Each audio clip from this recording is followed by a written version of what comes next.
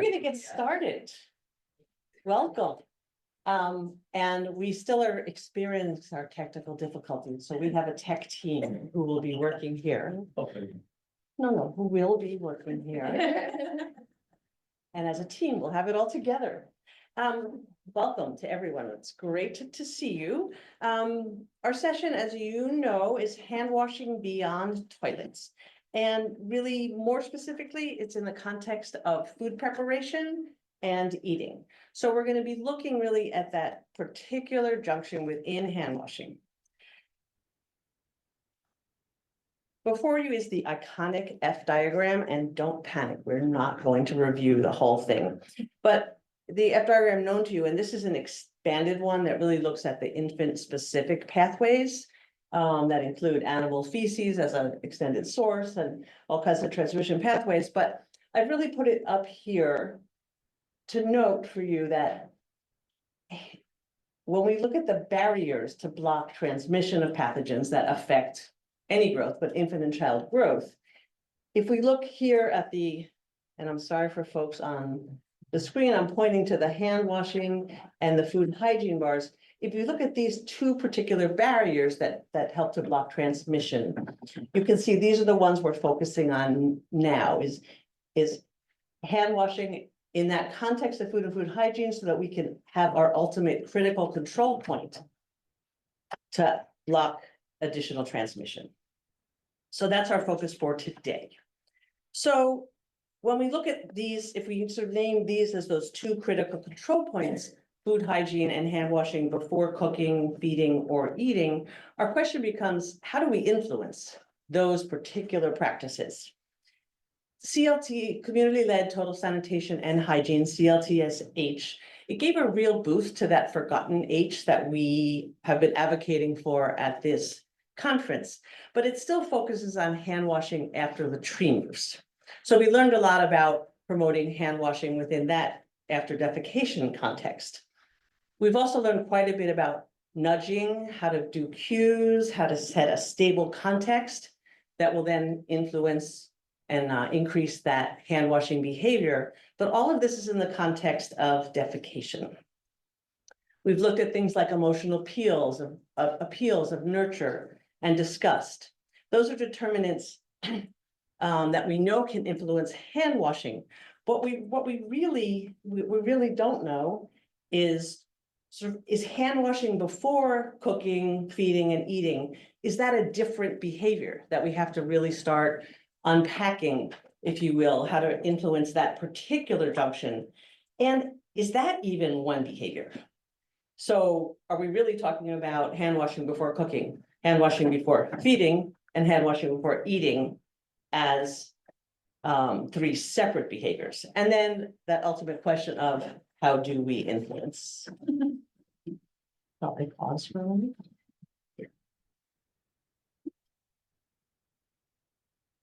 Wait, why? It's moving in slides. Oh, that wasn't, Oh, no. I actually think, are we, I think our, We are okay. If you could just stay just for the timing, that's fine. Yeah. So go ahead, you go ahead. We're getting by. I think we're getting by, we're saying, but if you could hang on, can you stay for like 3 minutes? Emotional support. The problem was getting to back and forth between Mentimeter and this, so that's where we are.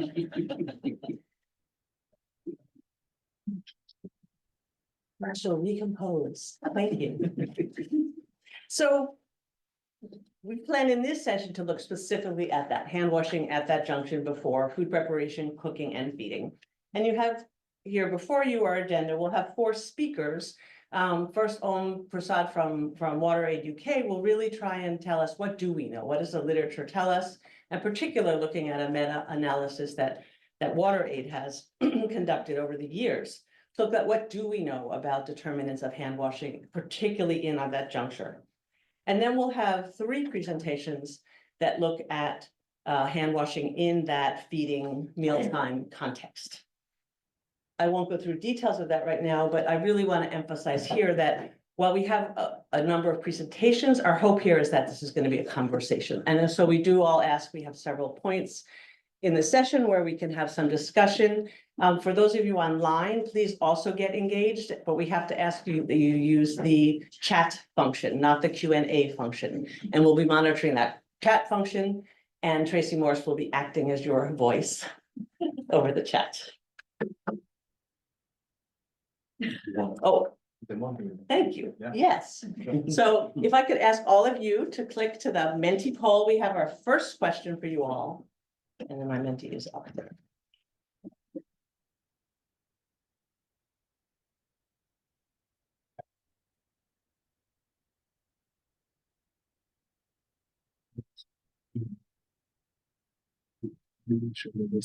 Not home, It's over here. correct, we want to be projecting that. Yes. Let's look into this. So our first, Yeah. yes. So our first question for you all, as I think you're seeing, although not on the screen, is this is an anonymous hand washing poll for you all to know. It's an anonymous, semi-scientific questionnaire to say, did you assure hand washing before lunch today? So we'll see our results here. Self-reported bias. And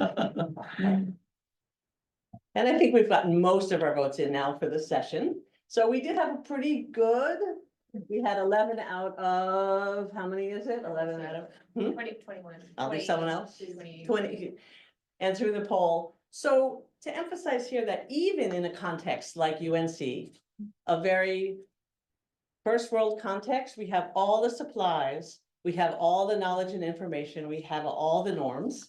We see that the practice of hand washing at that particular junction of eating is still relatively low. So let's look a little bit more at that hand washing context. And we're gonna, no, we're still here. So your next question, let's think, and this is, you're our target audience now, and of course, we're gonna look at it in other contexts, as context so important. How many different types of soap do you regularly use in your home?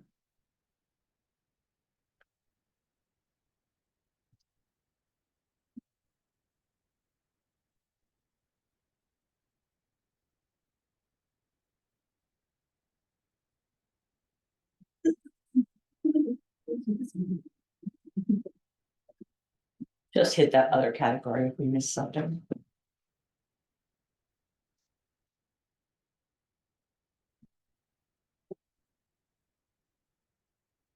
So again, with our 21 respondents, we can see that I think we can say across the board, everyone has at least one kind of soap in their home, and many have multiple kinds of soap in their home in order to handle those functions. And we'll discuss further in a minute, but that next question, how many hand washing stations do you have in your main home, in your primary home?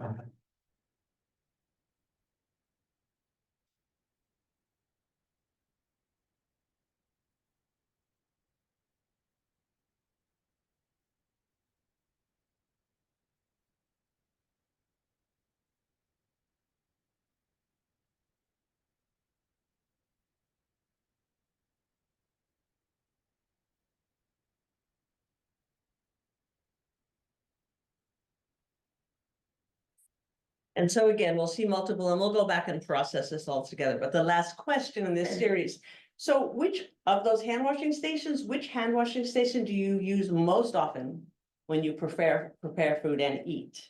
And you will notice you can only give one answer, and there's two junctures there of food prep and eating.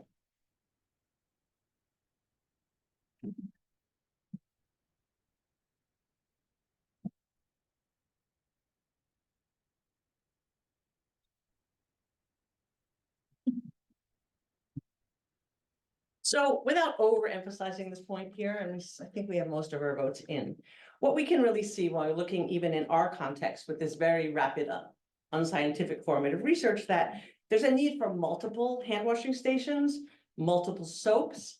And as we'll see more as we hear the presentations, there's really different attributes, if you will, for each of those different junctures, different placement, different prompts. So, you know, what needs do people have for hand washing at one time versus the other?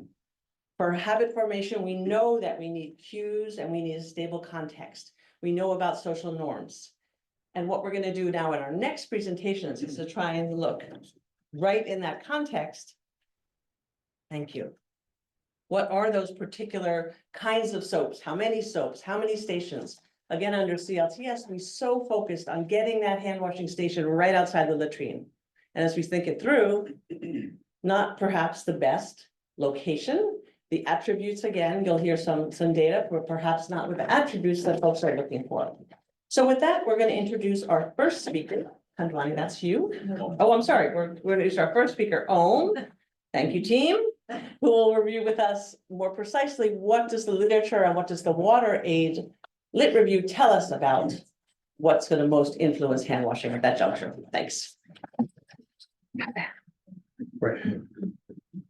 Thank you, Julia. Hello, everyone. Good afternoon. My name is Dr. Om. I work for WaterAid. I lead the behavior science portfolio at WaterAid, and I'm going to discuss about the determinants of hand washing behaviors in different settings and moments.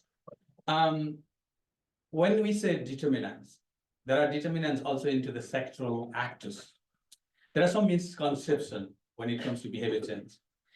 Often misconception includes behavior change is very difficult undertaking. It takes time. It doesn't cost money. It can be done with light intervention using posters, leaflets, caps, and t-shirts, and difficult to monitor.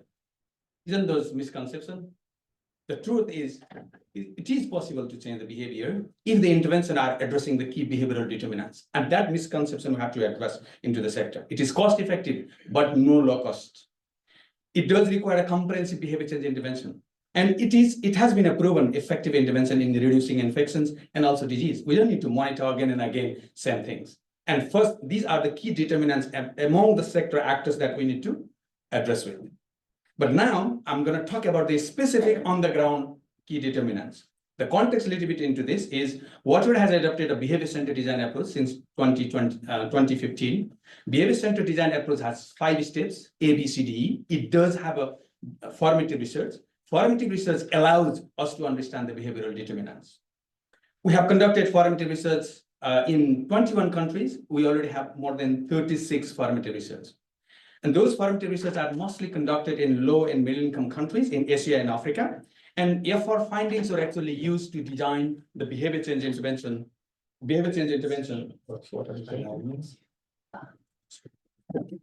Sorry, the online people can't see the slides. Oh.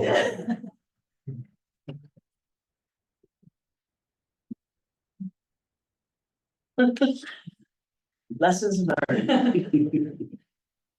Yeah, if you could. Yes. Thank you. Great. No, it is great.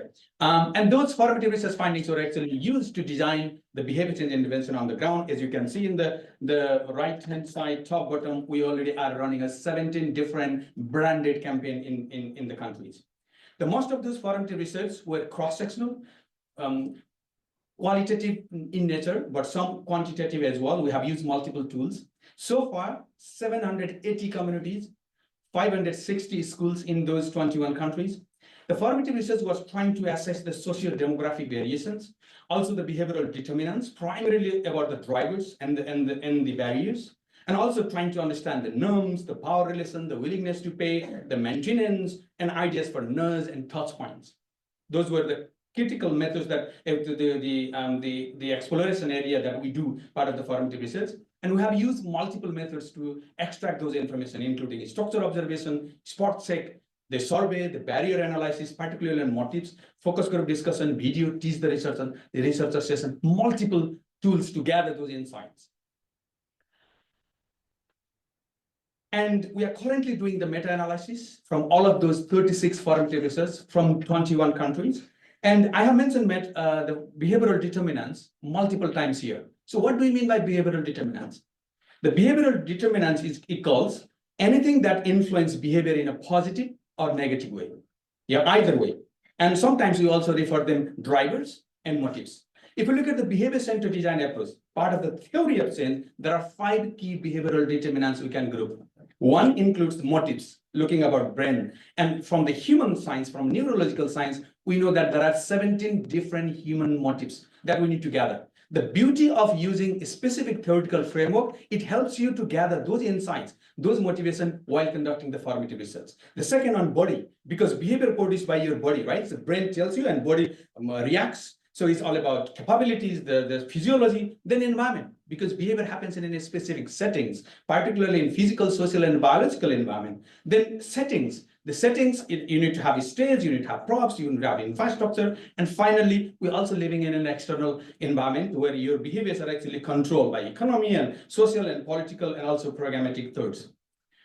So we actually use this framework and then try to gather insights for those 5 key behavioral determinants.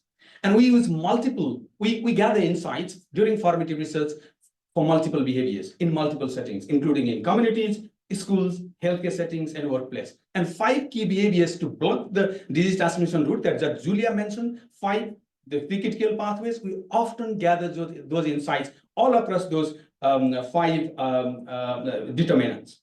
But for this particular session, because Julia mentioned that we need to focus on 2 specific critical moments, and we need to see whether there are any differences, then I'm going to focus on hand washing with soap before eating and hand washing with soap after defecation. Are we talking about the same behavioral determinants? Are there difference in different behavioral determinants? So what I'm going to show you are preliminary results from the meta-analysis. As you can see into the graphs, the key determinants for hand washing before eating, particularly when you're trying to link to the key behavioral determinants of all 17 formative research we have conducted, 36 formative research we have conducted in 17 countries, particularly on the community hand washing before eating, community settings before eating, only 7 minimum, maximum 17% people were practicing hand washing before eating, because it was during formative research before the intervention. Yeah. So then we try to link what are those behavioral determinants are associated with this outcome. First, we looked at knowledge. Of course, there was a good level of knowledge. It wasn't association, it wasn't associated. People already have a good knowledge, but they are not practicing it. Then we looked at, are any motivational drivers? What were the common motivational drivers coming along? The discussed status, affiliation, the risk perception, particularly on disease, and nurture became the 6 critical, more permanent motivational drivers. Then we looked at, among those, which one of those are permanently coming across 17 formative research, 17 countries. And we looked at on that, the discussed, comfort, and the nurture were the key primary emotional drivers linked with before eating.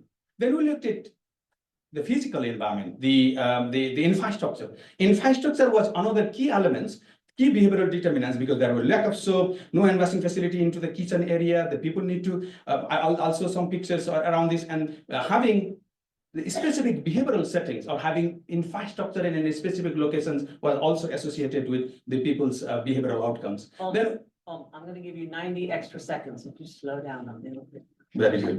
Thank you. Thank you. Good. Okay.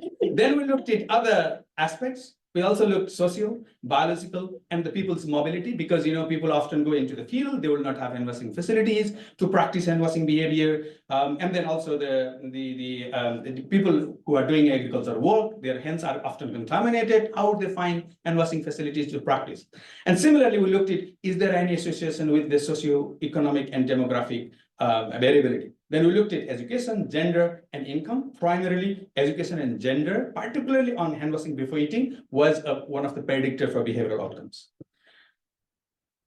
Then I would like to draw your attention, as Julia was also pointing, the behaviors are determined by the settings, and behaviors happens in any specific settings. If you look at this particular picture, look at this particular room here. The cooking happens here, sleeping happens, children feeding happens. The mother, this particular mother, if mother had to wash her hands before feeding a child, look at in this environment, she need to go somewhere to find the water, somewhere to find the soap, and then she had to come with the girl and put a small bucket here and then pour the water, and then it's very difficult undertaking.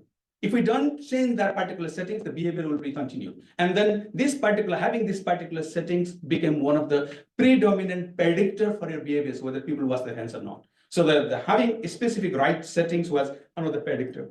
Same to the schools here. Look at the way the school environment, that's in some locations, the school feeding program happens. They cook there and they feed children like this, and there are nowhere you'll find the hand washing facility closer to the feeding area, right? And then therefore, where you feed, where you cook became the predominant factors for the behavioral outcomes. I just would like to read this statement from one of the mother, from one of the country, and it tells you everything about the behavioral determinants. I wash my hands with water. If I see any dirt and dust in my hands, sometimes do not get the time to wash my hands. Sometimes there is no soap in the house or in the kitchen. Sometimes forget to wash my hands. Majority of the times I'm hungry and I'm in rush, so I don't wash before eating. But I always wash my hands with water before feeding my baby. She doesn't wash herself, but she is at least use water for her baby. And if available, I prefer ask to wash hands after defecation, but young daughter wants soap. So mother still wants ask, but young daughter still wants soap. She knows, but she doesn't do it. Nobody commented positively and negatively. You can see the physical structures, the facilities, location and everything, all actually spells out what are the key behavioral determinants. The second, the key moments that we looked at, hand washing before, in the school settings. I'm sure the class colleagues is going to talk about the particular behavioral determinant in school settings, but just would like to flag that similar to the community settings, knowledge was the predictor, knowledge was already high. And then if you look at affiliation, disease, disgust and status became the common motivational drivers, but among four of them, the affiliation, disease, and the status motives were the commonly informed motivational drivers for people to wash their hands. And similarly, on the physical infrastructure and the biological aspects, particularly there are myths around into the school because this is a school setting, the myth busting, particularly around, oh yes, there is no germ in our area, we're feeling strong, still fine, and the education, particularly among girls and boys, there is difference in terms of hand washing practices. And similar to the community schools, look at the settings. The way, for example, the defecation happens here, you need to have the hand washing facility closer to the toilet. If there is none, then you are not going to practice the behavior. And then look at this setting. Of course, no way near you will find the hand washing facility in this particular setting. But if you need to alter the behavior, you need to have this prompt, build the hand washing facility right after the toilet, put footprints so that no way they can escape, and it reminds you to practice the behavior, isn't it? So look, if our intervention is not trying to prompt the behavior, we lose it. And finally, this is another striking point that this is the one takeaway slide that I want everyone to keep in mind. Julia mentioned, are we talking different behaviors? Hand washing before eating, hand washing after defecation. If you look at the motivational drivers, there are different, or you can see 6 common motivational drivers all across for both the critical moments, but there are variations. For example, why people wash their hands before eating? What motivates people to wash their hands before eating? Is the comfort. If they wash, they feel clean, they feel confident to eat. And then the second is the status. Or if I wash my hands, others will also follow, and I feel privileged. But after defecation is not the look at after defecation is the disgust, is the status. Yeah, so it's the same hand washing behavior, but it's still different motivations. So often what we do, we club everything together and then try to fix one intervention addressing all the behaviors. This is not the way we should design our intervention. So we should look the motivational driver all across critical moments, all across the critical subset of the behaviors, then design your intervention so that your intervention is actually addressing the right motivational drivers. So finally, with that notes, what we conclude is still an ongoing study. So what I conclude is understanding key motivational or behavioral determinants from formative research is key to inform your intervention design. But there are some commonalities, but of course there are some variations in terms of what drives behavior, what are the barriers across different critical moments. And therefore, there is a necessary for us to rank as a practitioners, rank the drivers, rank the barriers, and then also within the specific settings and inform your future intervention. And there are some common behavioral determinants that you can always think while conducting formative research and while considering your intervention. That includes key motives, look at the different motivational drivers, the physical settings, the socioeconomic gender characteristics, and the knowledge. Often being the low, knowledge is a lead for behavior change, we know it, but these are some of the key behavioral determinants being quite prominent to inform your behavioral outcomes. So our ongoing hygiene behavior change intervention, those 17 that I mentioned, was actually designed based on the understanding of these behavioral determinants, and some of them are already demonstrating a proven effective outcome, and some of them is still ongoing. So the meta-analysis report, we are writing a manuscript, and manuscript will be published early next year. very much looking forward for that paper because I was also quite keen because we only have 11 country determinants, key behavioral determinants paper written by Dr. Valcotis. It was in 1996, but then now this is coming next. So very much excited. Thank you, colleagues.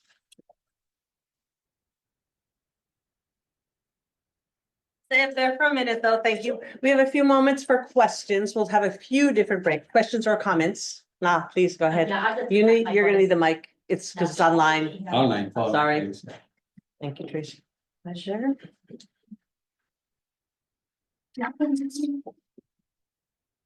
So I'm curious if you found social norms to be a factor. I was kind of expecting to see that and I didn't see it. So can you speak to that?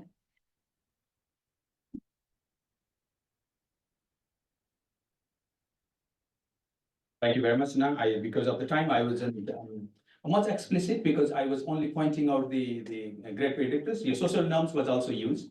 I think the couple of things. One, people know or very little community people. Okay, no expectations or very little expectations from others. So people are neither commenting positively or negatively when anyone is washing their hands before eating and after defecation. That was one of the predictors. It came very strongly in all across our study. People being too busy at household work, lack of time, not a routine practice, not being that particular behavior was not being a routine practice. It became part of the social norms. If everybody is practicing, that would have become the social norms. And forgetfulness. Because everybody, I think some of the mothers or especially fathers, grandmothers actually mentioned, oh, I actually want to wash, but I forgot often. So therefore, in your intervention, we already think, oh, we need a behavioral prompts, behavioral nodes where behavior need to happen, right? I mean, these were some predictors, but there are lots. I think we have like so many, but I actually extracted some of those common that informs the intervention. Yes, thanks. Because we want this to be a conversation, any fallback on that one? Because it is a surprise, it didn't pop. Yeah. And some of that could be methodologic, that it wasn't strong enough in what was asked. The cultural aspects didn't come quite strongly, absolutely critical. But I was thinking some of the cultural aspects is actually driven where you are actually into the community. Irrespective whether you follow a specific cultural values and norms, if that behavior is actually addressed in a particular point of time, if others started follow, I think that could actually dilute at the beginning because this was done at the beginning of the formative research. Therefore, what is actually permanent is the common thread. And then because we only looked at two behavioral aspects here that are more common because often people wash their hands after defecation before feeding, but not maybe after touching dirt and dust. That's where I think we'll get more insights on those as well. My understanding is affiliation is social norm, because the fact that you feel part of the community or not, and you do it because that's what other people do, that's a measure of social and social norms. Thoughts? I'm going to take a few more questions and then we'll move on. We have one. Oh, you were first. So one and then two. Yeah. Yeah, thanks so much for a great Anything presentation. I'd love to know whether you found out if the people knew about the diseases that can be contracted through poor hand hygiene practices. So knowledge. Of recent, we have been hit hard by COVID. So in some study that we are doing or conducting, we found out that people now are saying we don't have COVID, so there's no need of washing hands. Now it's becoming, like a barrier. Absolutely. So we looked at the people level of understanding about the critical moments, also whether people linked with these behaviors with any health or disease. We linked with cholera, we linked with typhoid, we linked with COVID, we linked with Ebola because this was done in multiple times in multiple settings. I think knowledge we often found quite high. People do understand, but what was evident throughout the COVID pandemic was people, irrespective whether there is a fear. People fear as a temporary stimulus that acts as a temporary stimulus. They will practice during the emergency set time. Whether there is outbreak, for example, at the beginning of the cholera outbreaks, everybody rushed to do that. So, I mean, exactly same at the beginning of the COVID pandemic, everyone were rushing to buy the soap. But now people feel that, oh, COVID is not around, but this virus is still around in some cases, right? But these were the not kind of the ingrained social norms or motives that actually helps people to drive the behavior for long term. So therefore, we club them part of the knowledge. and we assessed them whether people actually linked it, because knowledge was already high, it didn't come as a good predictor. And then I see here the disease and fear perception here, the fear perception, but some of those are actually included here. Those are during the time of COVID pandemic. I looked at the formative research when fear was permanent. I looked at when it was conducted. And majority of those were conducted during either cholera outbreaks or during the COVID-19. So therefore, it wasn't the good predictor here. It was still a temporary stimulus. We will review, but we'll continue on this, but we have to go on for right now. Thanks. I think in the reflection of social norms, of course, you have your personal norms on what you value, and you also have the societal norms. And where from your explanation, you see where if it isn't part of my normative value as an individual, where then it won't count to the others. But if you also have peers that you can look out to, then it counts or it doesn't count. So I think those are those different variations in how we can understand those normative values. Absolutely, absolutely. And that was actually one of the key objectives of the formative research, to understand the social norms. So social norm meaning whether people are actually seeing others are practicing, is not you, is others, whether they actually see others are valuing, others are practicing it. And this was actually assessed part of the intervention, part of the assessment. And some of those are actually clubbed in multiple places, including part of the social norms. Yeah, this is definitely one of the key areas to focus on in the formative research and consider during your intervention. So how do you make these behaviors more public so that others can actually follow you? Yeah, quickly, it's about refugee. I know some international organizations produce, like, I've started to mass produce kind of one fit all in washing station. And I guess there should be advocacy against that, to have multiple type of hand washing station. So you know about that, and or is there advocacy against kind of mass producing of single design for refugee camp? And was your study about looked at refugee camp or refugee hosting communities as well? Great question. We only have one study, not particularly in the refugee camp, but also only in the slum area. I do fully agree with you that I think that we need to have multiple hand washing stations in different locations, whether they're group hand washing or individual, based on the people's mobility, so that the infrastructure acts as a precondition for behaviors. Because if those facilities are not there and in a specific location, people can't do that. And then yesterday, the day before, if you were in one of our sessions, we actually launched, UNICEF and WaterAid has launched a technical guide on hand washing facility with all the design all ready for people to use it. And I do fully agree with you that I think those preconditions are necessary. We need to have multiple choice for this based on the conditions and locations, with, of course, operation and management in place in mind to continuously sustain this. Thanks. Thank you. We do have to move on. I think a lot more questions, but we'll have time for that discussion. Not particular to the refugee situation. Oops. Well, you went back. What's that? Not particular to the refugee situation, but in our next presentation, or at least our next study, we did have anecdotal as much as data that really highlighted a bit about different expectations or of attributes that people wanted for hand washing stations at particular junctures. And I don't think I'm scooping your findings, but to say, we did find that there were very different expectations of attributes depending on what juncture, and that does have some implications, particularly because, at least to date, we tend to at least focus on getting at least one hand washing station in the house. So how to manage those somewhat conflicting expectations. So our next presentation will be from our partner, Kandani Jidziwizano, who has been really working in this space for quite some time, but he'll focus here on talking about our collaborative Wash Pals, Strathclyde, MUBAS study looking at improving hand washing and food hygiene behaviors. Yeah. You're on. Yeah, thanks very much, Julia, for the introduction.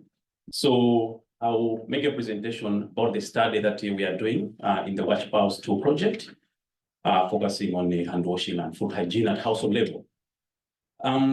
Previous studies have shown really a strong association between introduction of complementary feeding and onset of diarrhea among young children, more especially in settings where we have compromised hygiene practices.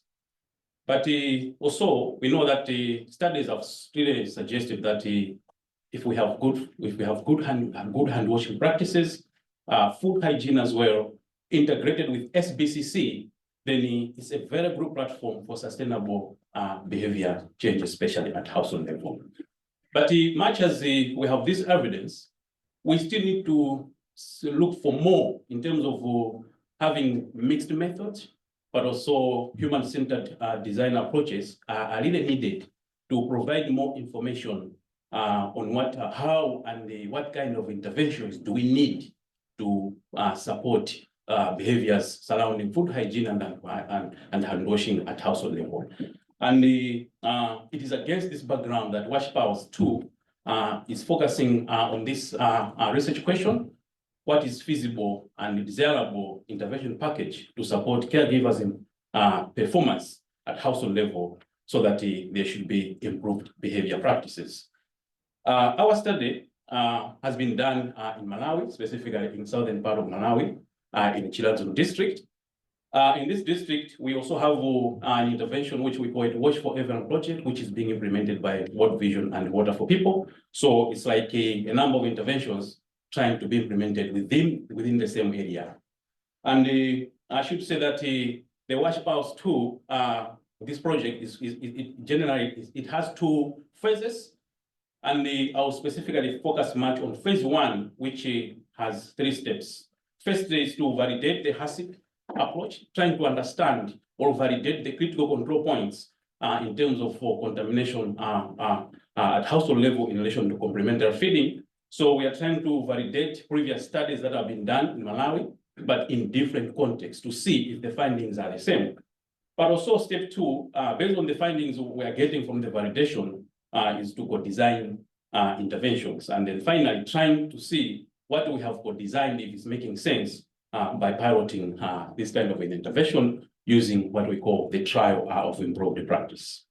So for the first step of the study, whereby we are trying to validate the HACCP, the critical control points, with what has been already there, we did not see any significant differences. Much as this information is coming from different corners of the country, but we are still having the same kind of critical control points as far as transmission is concerned surrounding complementary feeding at household level. For instance, we're talking of storage, reheating, cooling, all these red points which we can see are identified as critical control points if we don't take an action as far as contamination is concerned. So with this information that we verified, then we moved on to step 2. Step 2, what we have been trying to do is to really try to find out what are the various food hygiene and hand washing related hardware options that we have in our settings. So we had to try this with our study participants and also key stakeholders to identify what can work and what cannot work based on the affordable, feasible, but also the desirable of these particular study participants. So for hand washing, we identified 4 categories of hand washing: bucket with a tap, the tippet tap, which is a common in this setting, the saddle tap, which is somehow new, but it's trying to penetrate within the communities, but also a basin with a jug. But when we had a chat with the community members trying to see which one can work and which cannot work, we noted that the bucket with the tap and the tippet tap were more favorable compared to the other 2 types of hand washing facilities that we tried. The saddle tap, one of the reasons why it couldn't really, though it looks nice, very attractive, but it wasn't really favorable, it was because of issues of cost as well associated with saddle tap. But it's also a new thing. So for it to be acceptable in this particular setting, it's not a straightforward thing. For the dish rack, we looked at 4 options: a dish rack with a wire dish rack, like the one we had we have there. Then a bamboo dish rack, that's an example made of wood, which is locally made. And then we have a plastic dish rack. But out of these 3, we noted that the wire dish rack and the bamboo dish rack were more favorable for mainly because the wire dish rack looks to be strong, durable, while the bamboo dish rack is traditional accepted. That's what is commonly used. And the plastic one is a bit new, but it's also expensive compared to the other 2. Then we had the food storage options, looking at what kind of hardware do we need for the food storage. We looked at a divided plastic storage container, single plastic storage container, port with a lid, but also a universal port cover in this case. But the divided plastic storage container, much as the other ones were also favorable, but this one was highly favorable, mainly because it provides an opportunity for the household members to use this plate or a storage container for various kinds of foods at the same time, compared to something that is universal or not divided. Then the feeding mat, we had the 4 options: woven plastic mat, split bamboo mat, taro mat, and flexible foam mat as well. But after having a discussion, after looking at various issues with all these, the woven plastic mat and the split bamboo mat were really favorable.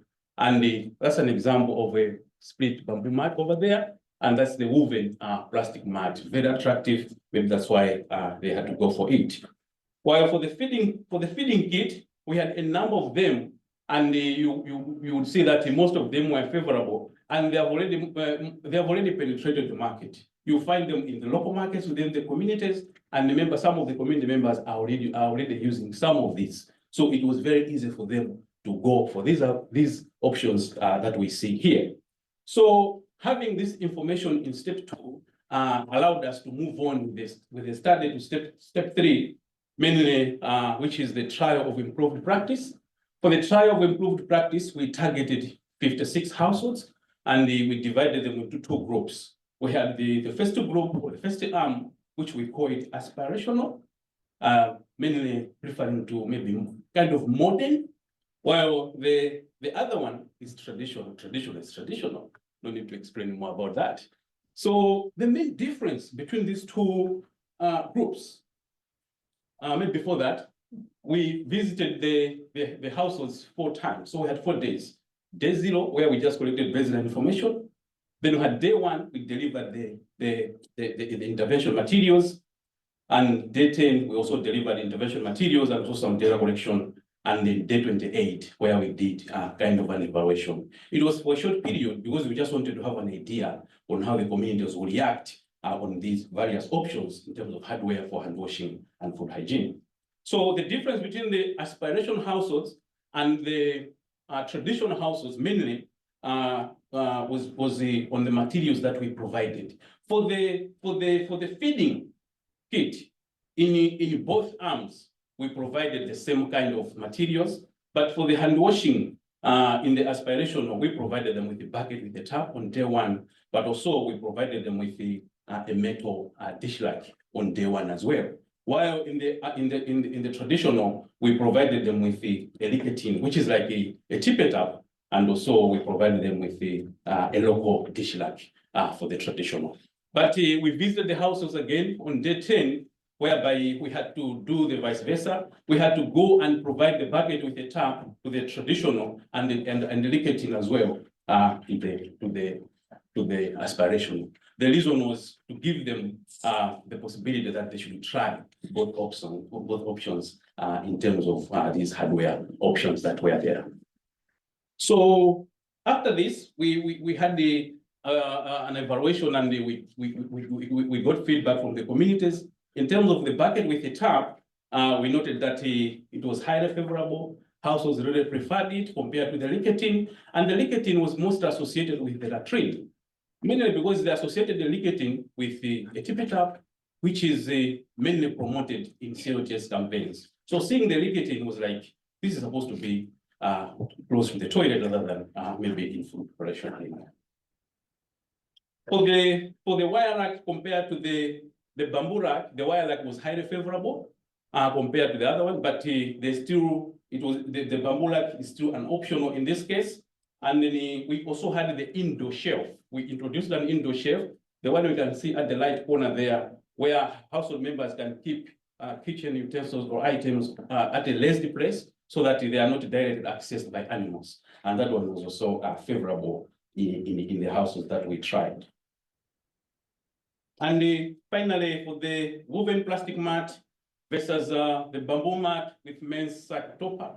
So the bamboo mat with the men's sack topper we had to put a mensac on top of this particular traditional bamboo mat, mainly because this bamboo mat is also used for other purposes at this particular household. So if we are to make the feeding area clean, we had to find an alternative. And when we discussed with the community members, they said, oh, maybe we can use a sack on top of it when we are feeding the child. And there it's me when we were trying these options. All right, finally, we also tried to check on the behavior change materials and approaches. We had a number of options, but the main tool that we used was the booklet. And thanks to Tracy for leading developing this booklet, which the research assistants used throughout the process when we were carrying out these tips. And it was very easy for them to use, and even the household members, we left a copy so that they can refer to while they're trying all these various options. But the posters were not popular, while we also tried to check on other options in terms of the SBCC. They preferred the one-to-one household visits, as well as group sessions, and the phone and the radio, because these are also highly used in this particular area. But maybe the question would be, much as these ones were mentioned by the household members, but which one can really bring impact if we are to use them? Maybe that's the question we may want to have. Otherwise, thanks very much for your attention. Yeah.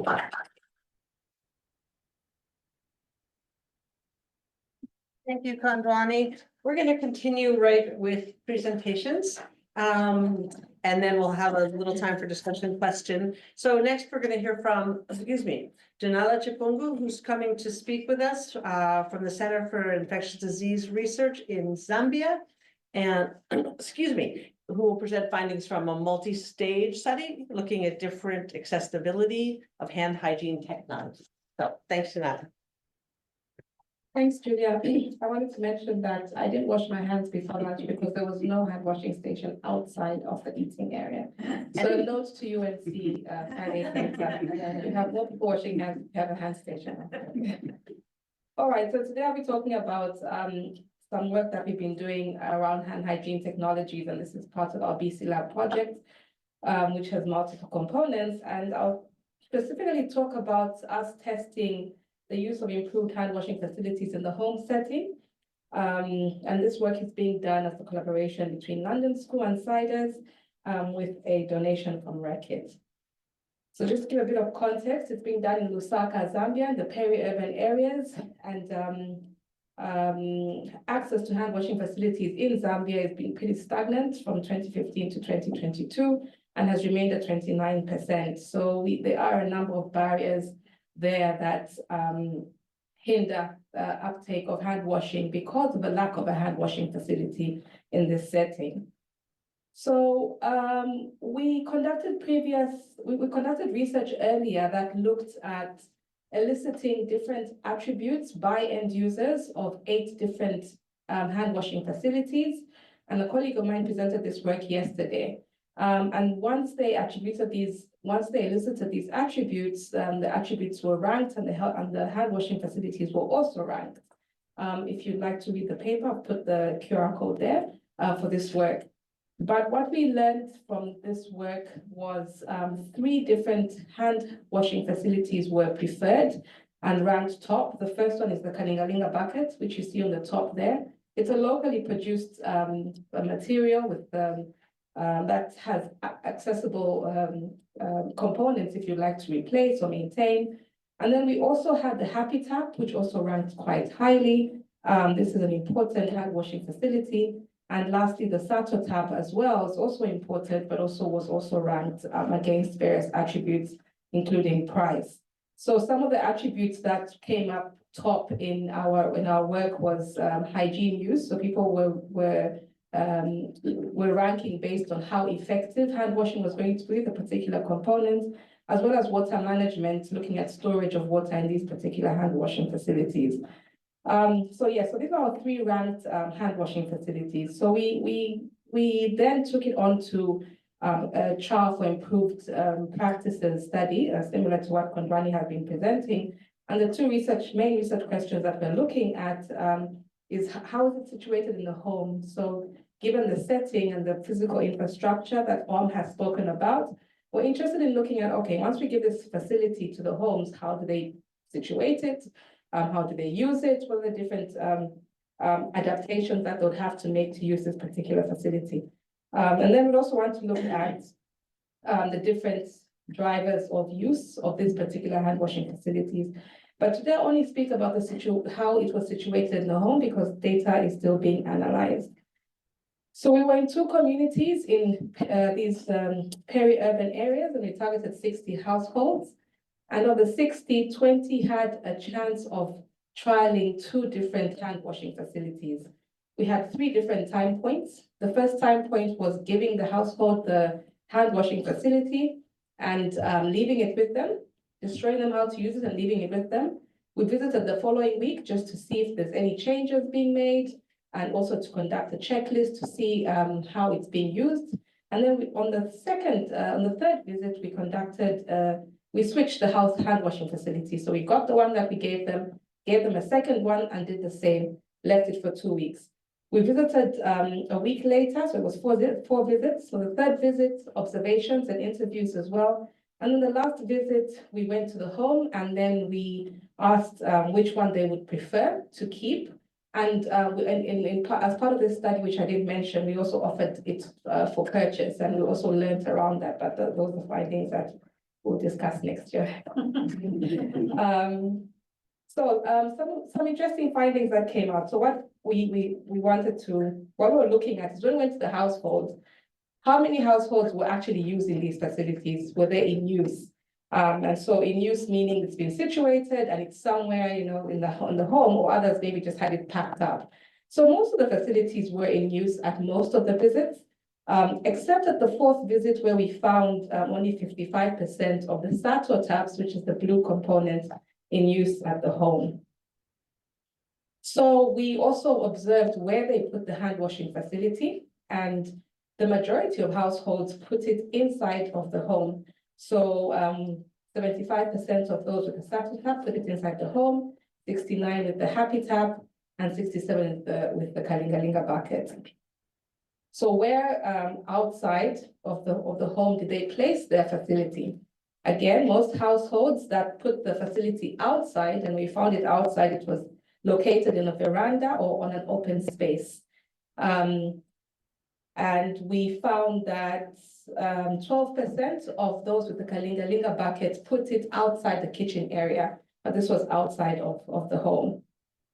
So these are some pictures just showing where we found the hand washing facilities situated outside the home. So the black one, there's the Kalingalinga bucket put outside, the happy tap again in an open space, and you have your SATO tap there just by the veranda there. And I'd like you to also notice the adaptations that are being made in order for them to use these particular facilities.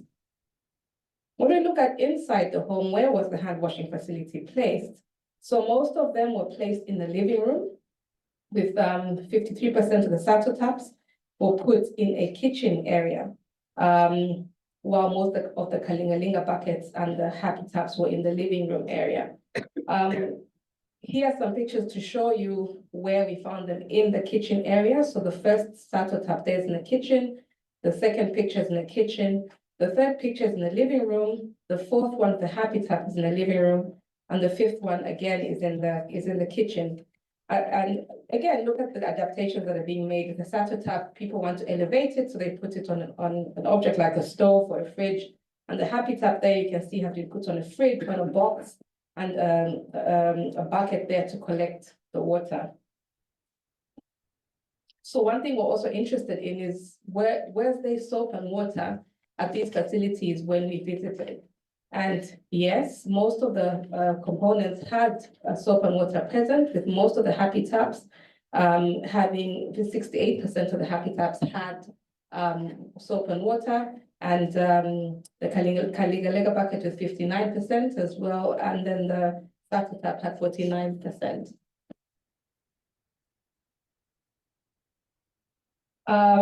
We looked at presence of soap and water by visit, and we saw that most of the household had soap and water present, except the SATO tap, which soap and water declined at visit 3 from 47 to 27, from 43 to 27% at the 4th visit.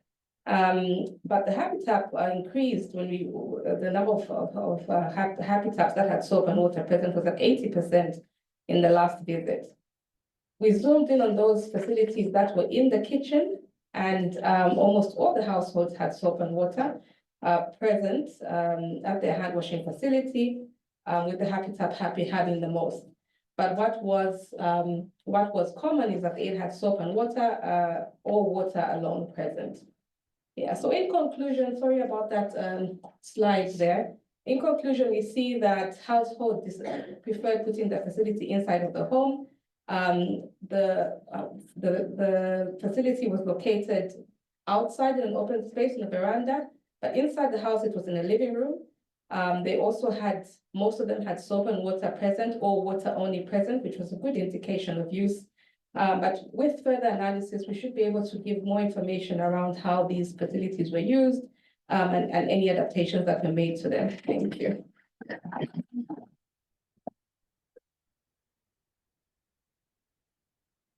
Thank you. Just for time, we're going to take 3 questions and then we'll have to move on.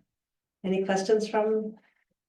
I'm just going to pause one moment since you had your chance. Anyone else before we? Go ahead, please. Oh, one. I'm sorry. 1 and then 2.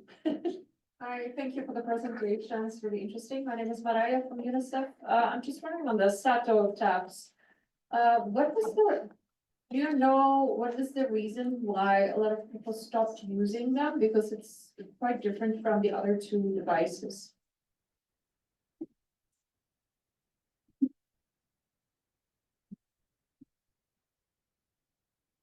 Can I proceed then they come answer that once? Yeah, thank you very much for the nice presentations. I think this also goes to the other one. Yeah, we provide the facilities, but I'm still missing out on the behavior in terms of use. I know you're referring to next year, but any insights, for example, because sometimes we have the facilities, but the use behavior is different. And likewise for then the other one, yes, you did present, but here I think we're also interested in the behavior, the hygiene behavior, which did come out. So it would be interesting how these ones are coming out, because then they affect the transmission of pathogens, or they affect the reduction of pathogens. Thank you for the first question. Now with the SATO tab, it's a good question. When we were looking at the attributes of the SATO tab, it's small, and they say it's very playful as well. And if you look at the way it's being placed in the homes, it's not a fixed position. So on top of a stove, on top of a fridge, at the veranda. So it's very easy for it to be bumped over and kids to play with it. And we got those insights as well as we were looking at some interview data. So I think that in terms of use, some households decided to put it away. And at the time of the visit, it wasn't in a specific location. So as opposed to it being fixed like a kalingalinga bucket, because it's so portable, I think it's more difficult to have situated in a permanent spot. For the behaviors, yeah, I think that's a very good question. We're looking also at what's going to come out of the data. But I think with the one of the things that I've seen is that when we look at the different junctures in terms of food hygiene, there's no specific location for eating.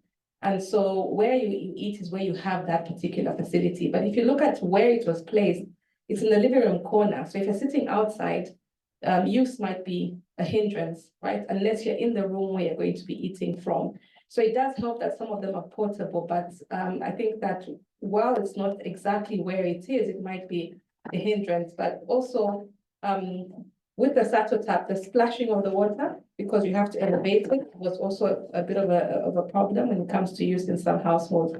But yeah, we should have the data for you published or presented next year. Yeah, I think I will comment on the second question in relation to the use.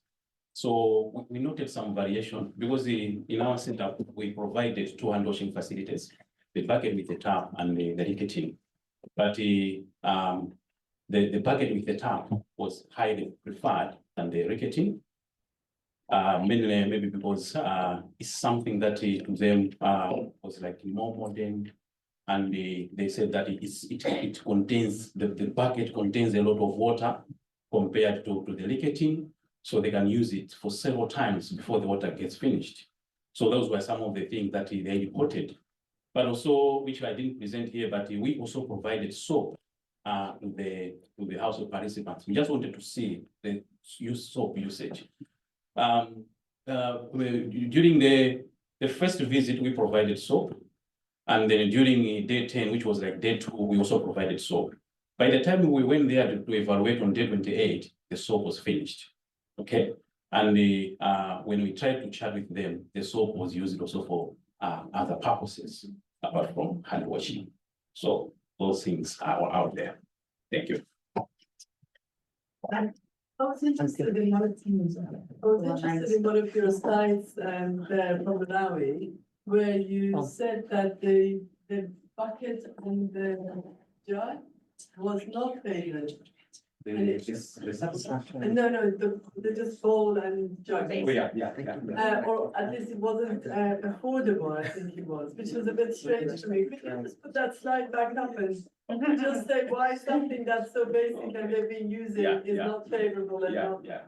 And my other question was regarding, maybe you didn't look into this either of the studies, but obviously these containers, if they're not clean, because the water is often not clean, after a while it builds up bacteria and so on. Was there any kind of education or behaviors related to cleaning the containers? All right, thank you very much for that question. In terms of the jug and the pump and the basin, that one was not really highly favored. It's common. And it's a very common practice in our setting that's why people use. But what it is telling us is the people only use that if they don't have any other options. But if there are better options, they would go for the better option. What they said was the physical or the practicality of using a jug and a basin. Because in most cases, for you to wash hands properly, you need someone to hold it for you. And the caregivers were saying that if I'm alone practicing or preparing food or whatever, it's difficult for me to wash with the jug and the basin. That's why they didn't favor that. They had to opt for the other options that were there. Yeah. And the cleaning? And for the cleaning, we didn't really explore much on that one, but I think it's an important point that maybe may need to be taken into consideration. Yeah, we did explore on the cleaning, but it wasn't interventional. We did educate them on how to take care of it. It's basically observed. So we have data. I think most of the quantitative data is showing that the facilities were clean, visibly clean at the time that they were visited. But we also have data on who is doing the cleaning, how many times the buckets are being refilled to look at, how long water stays within the buckets and so. Thank you, please. Yeah, thank you very much to Malawi. Yeah, my name is Evans from the University of Birmingham. I'd like to ask about the soap, but you mentioned that you did give them soap. What type of soap did you give? Were these bar soaps or liquid soap, and what consideration was kept into it before? Also, just also on the soap, for the family size, did it matter or gave everybody the same amount of soap throughout? Yeah, thank you. Yeah, thanks very much. So the type of soap we provided, we initially provided the tablets, and then during day 2, which was number 10 of the whole activity, we provided we discussed with them that but you can also turn this into soapy water, like a liquid soap. So the research assistant was demonstrating how they can make liquid soap from this bar soap or tablet soap. So they would make it into small pieces and put it into water and then shake properly so that it becomes liquid soap. So mainly we provided those 2 types of soap. We wanted to see which one is highly preferred, the liquid and the tablet soap. But at the end, we noted that much as they would prefer to have the liquid soap, but they said the task of turning it into liquid was somehow a bit discouraging for them, rather than if they just use the bars, the tablet soap.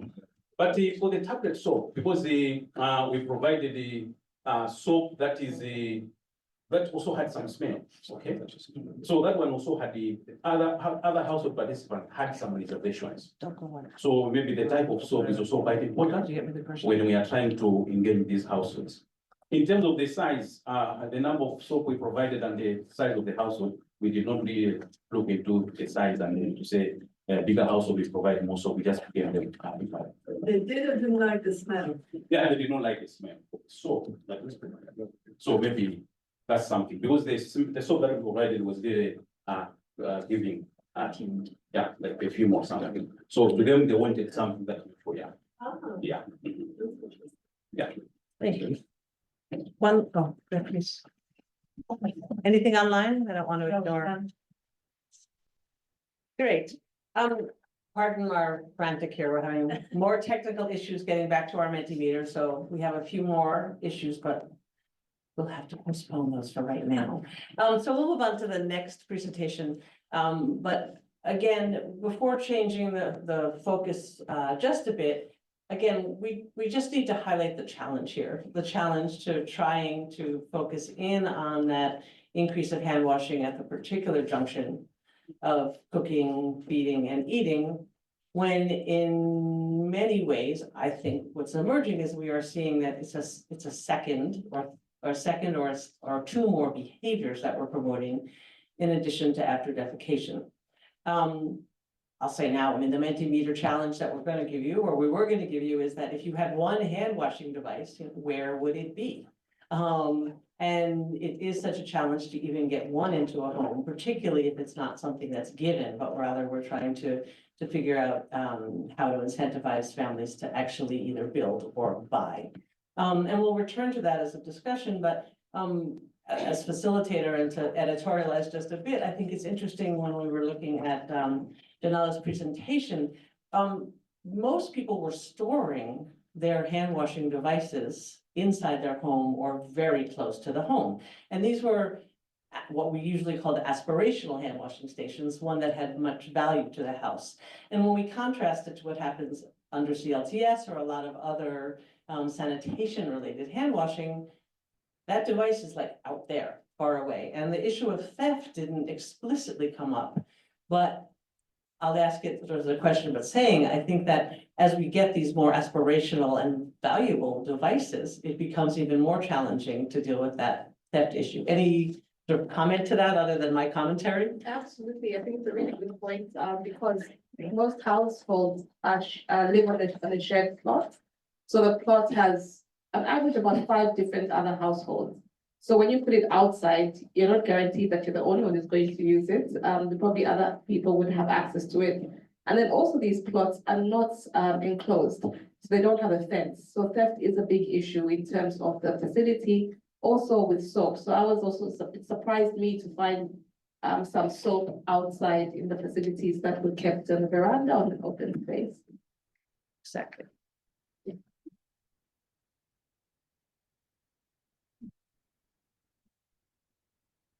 So very quickly, and again, with apologies, I promise you, we'd have this all perfectly operating. So now we want to. So for your next Mentimeter, if you could go back to your devices for those who have it, but if you could only place, yes, perfect, yes, I do. So if we could only place one hand washing station on that compound, where would you put it? And we actually, of course, you can't see inside, so feel free to put it on the roof if you're meaning in the home, but somewhere there. But if you could only put one hand washing station.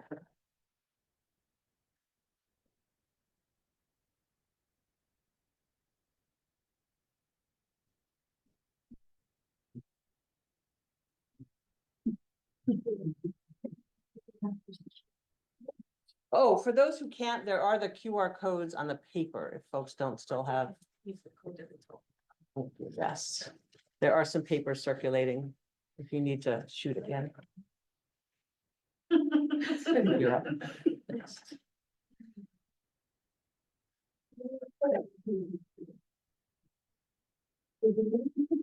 We have 9 responses so far. If anyone else would like to opine. You want the paper from them? Oh, there's, yeah. Well, we're getting something close, if not to consensus, we're getting majority answers, at least quite either inside, not on the roof, but inside the household. And right there at the cooking area.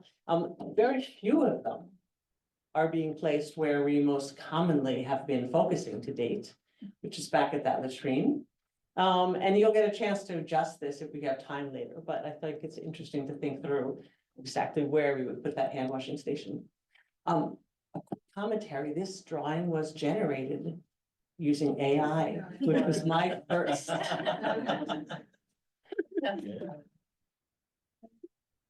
So, pardon me, we're going to shift gears a little bit, but not quite as radically as it may seem.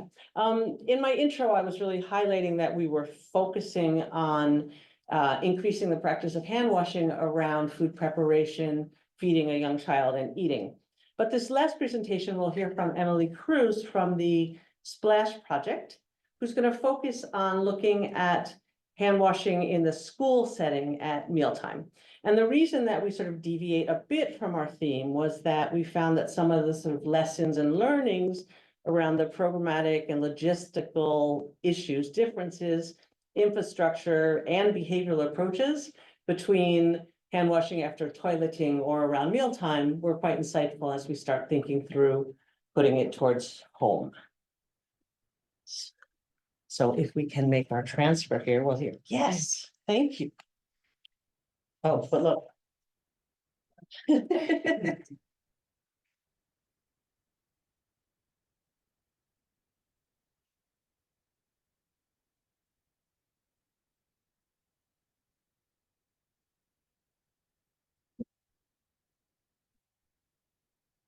Sorry, all, we really practiced. Please, Could I comment on the context of? Please. this? please. But with the mic, yep.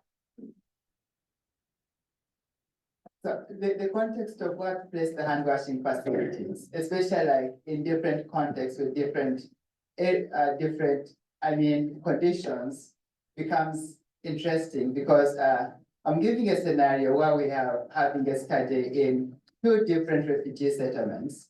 One in Dadaab, where it's fine to place your facility in the compound, and one in Changwari, where the facility is kept inside the house.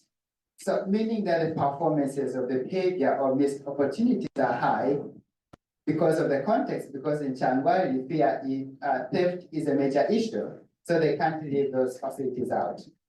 Where in the other community, it's normal because again, of the conditions of the areas.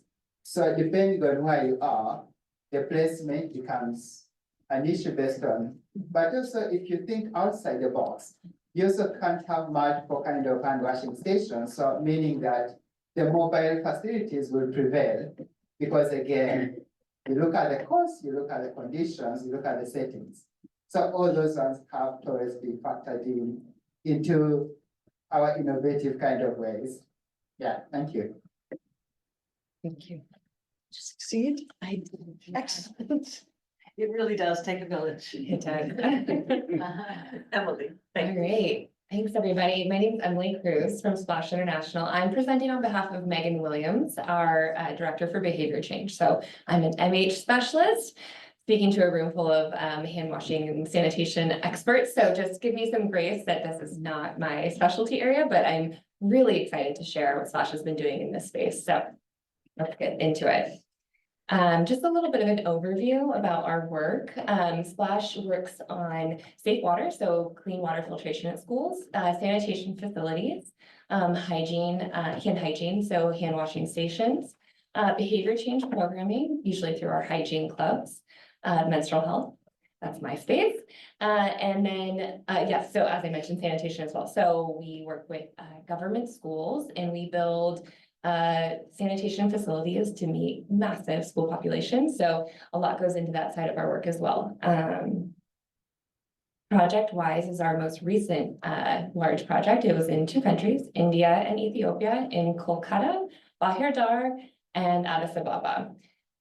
We've reached now 1.5 million kids, but at the time of this graphic, it was about 800,000 children and staff were benefiting from our program. So now into the hand washing.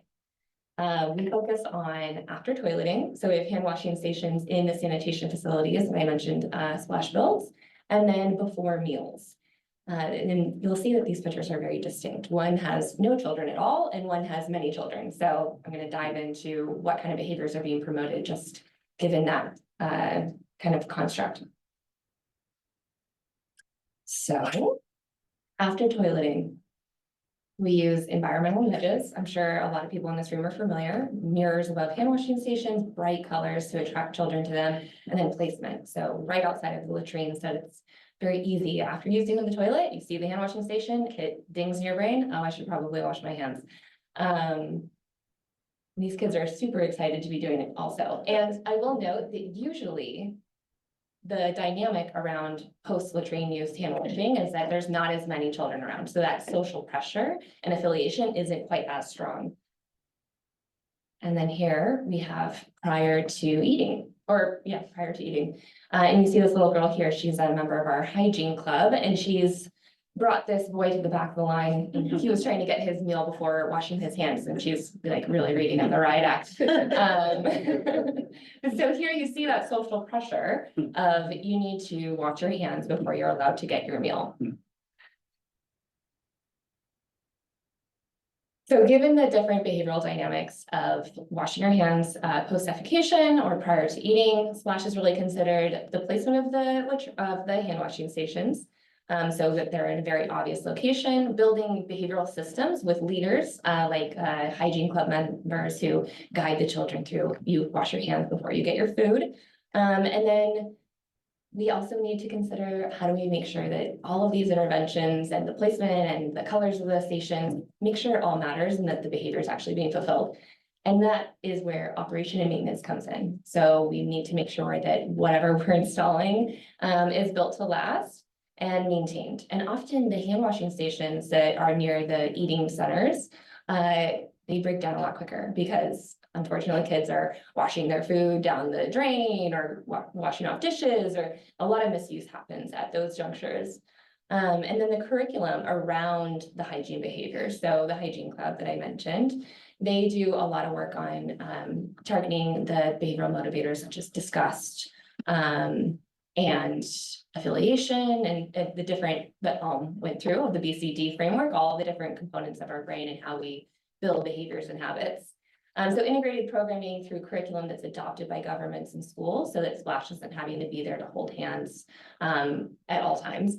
And then routine monitoring so that we can check back in with the schools and see the schools that are doing really well, what are they doing? How is it working? And the schools that are maybe lagging behind in ideal hand washing practices, where are the gaps? Do we need to move the hand washing station somewhere? Do we need to change the color? Do we need to work on O&M to make sure that the hand washing stations are always working when they need to be? So a lot goes into that. And I think we've kind of figured out a good rhythm, and I'm excited to continue to share about Splash's work. You can visit us at splash.org to learn more. And in the future, we're going to be expanding to some new geographies, testing a lot of the assumptions we have for India and Addis and Bahajar in new locations. So I'm available if you have any questions. I can answer all of your MH questions. And then also my colleague, Megan Williams, is at megan@splash.org, and she's your go-to gal. So thank you.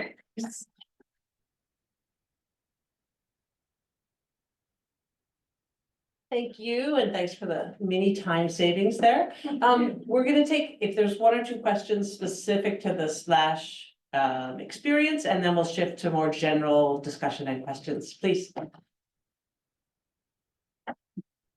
Yeah, thank you. Frederick Wade, working in Uganda. Could you share a bit about who pays for what? Like the technician is, are they paid by who?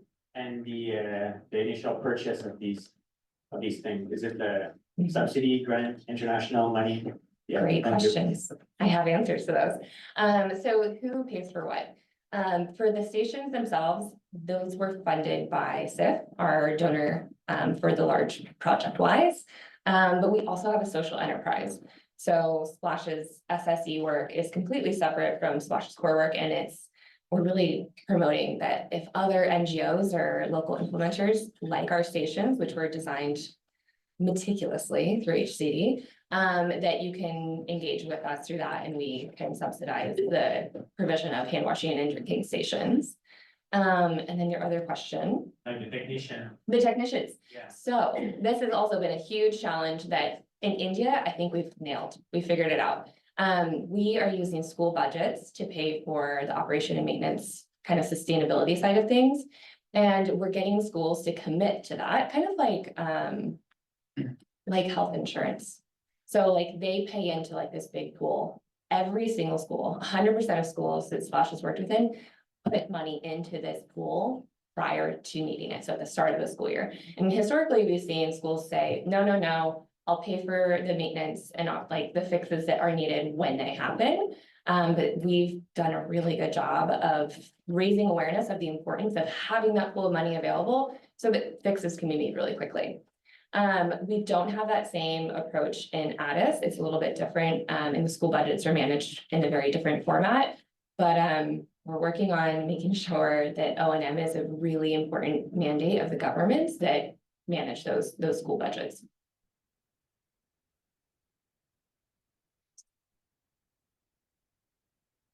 Thanks for sharing more about the O&M model. It's really interesting, this kind of like pooled financing ahead of time. Have you faced problems in India with the schedule of school wash fund disbursements? And at least where we've worked, we know that those often come really late for schools. So then teachers and headmasters are paying for things with their own money and reimbursing later. Has this affected how your system runs, or is that not been as big of a challenge? I can't speak to that specifically. I'm not involved in that side of things deeply enough to really say, but we are in West Bengal like only. So I don't know if West Bengal is different than the rest of India in that sense. But I haven't heard of any of those challenges around like the wash fund. Thank you very much for the excellent presentation. You did justice for Megan. In Megan's absence, I think in your territory of work. So I know you have been doing this work in Ethiopia for a couple of years. I was just wondering whether you have done the evaluation. If done, then what is the level of prevalence? Students continuously washing their hands. Have you done any kind of evaluation to assess the effectiveness of these interventions? Yeah, we absolutely have. So LSHTM did an impact evaluation of Project Wise, and the study was recently published, like very recently, I think in the past like 3 months. So I can make sure that you get access to that. But I don't know in terms of hand washing rates. I can't speak to that data point, but I know our overall outcomes of reducing missing school. So we're increasing attendance, reducing diarrheal disease, and we surprisingly reduced respiratory illness. So those were huge wins. But I can't speak to like all the things that flowed into that very well. So I'll make sure you get the paper. Right. Thanks. Thanks very much for the presentation. I just want to check on none of the photos you showed that the learners are engaged. They're able to encourage one another.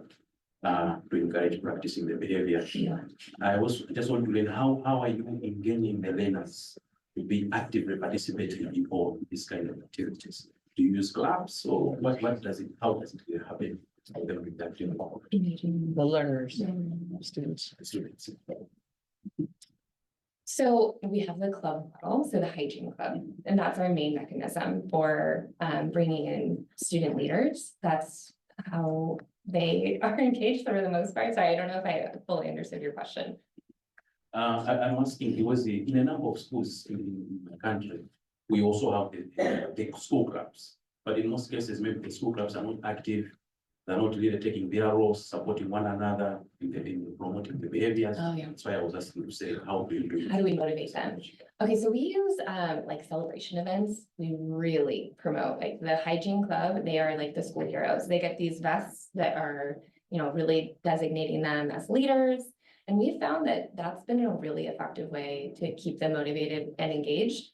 They also lead mini media. So they get on the school announcement every morning and talk about hand hygiene. So I think there's a real sense of pride of if you're in the Hygiene Club, that they are school leaders. And we haven't had any retention issues, I think, because we are elevating them like in a status way amongst their peers so much.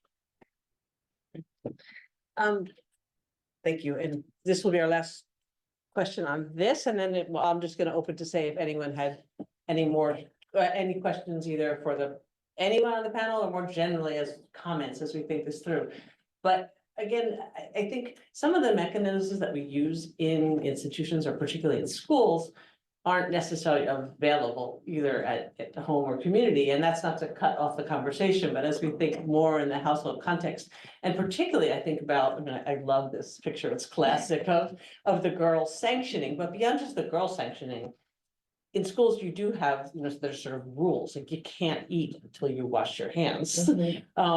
Whereas at least we don't use it as much or quite as stringently. It might be like mom says or dad says, but there aren't rules and policies in quite the same way.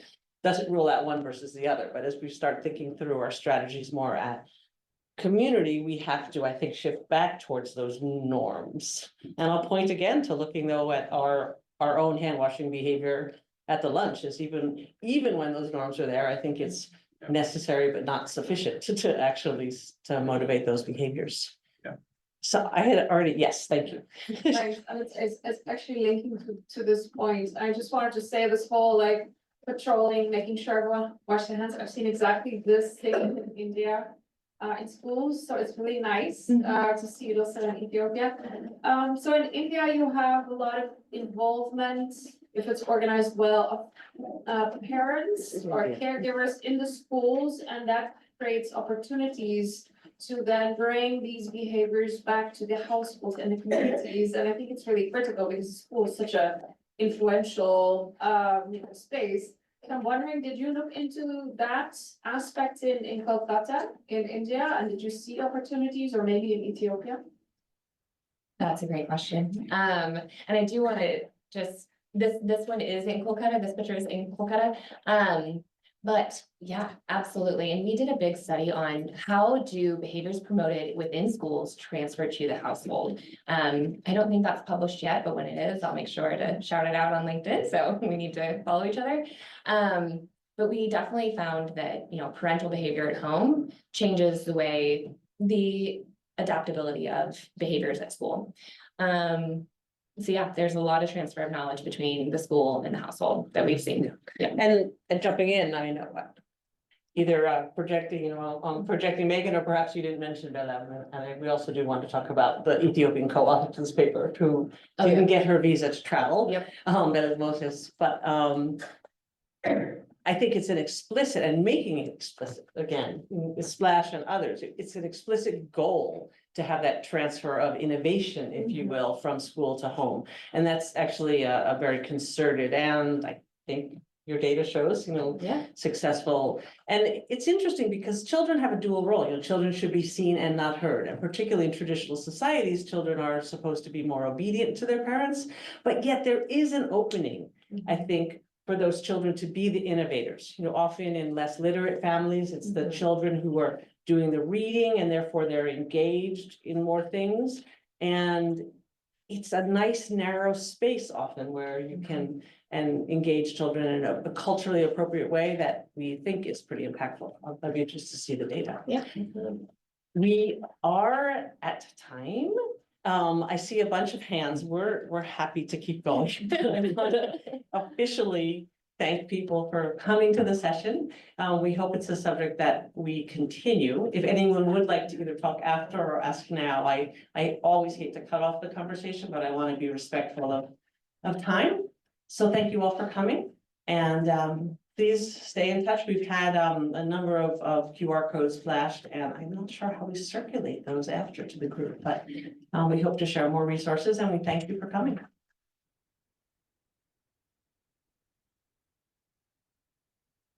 Thanks all, and if anyone would like to gather and chat, I know our speakers are happy to talk all night about their topic and also have tea. Thank you for all.